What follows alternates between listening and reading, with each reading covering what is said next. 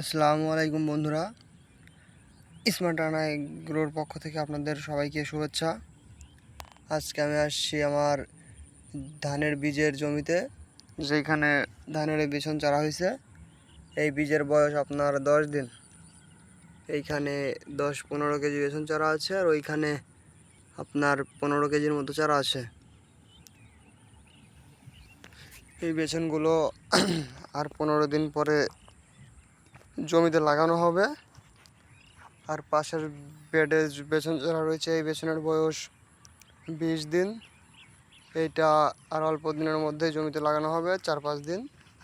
এই বেসনগুলো অনেক বড় হয়েছে এবং দেখতেও খুব সুন্দর। এই বেসনের চেহারা আছে মাশাআল্লাহ, অনেক সুন্দর। এইটা ধানিগোল ধানের বীজ। এইখানে আপনার 20 কেজি ধানিগোল ধানের বীজ ফেলানো হয়েছে, বিশাল আকার। এইখানে অনেক জমি লাগানো যাবে 20 কেজি ধানের বেসন দিয়ে। আর এই পাশে আমার 39 ধানের বীজ, আপনারা দেখতেই পাচ্ছেন।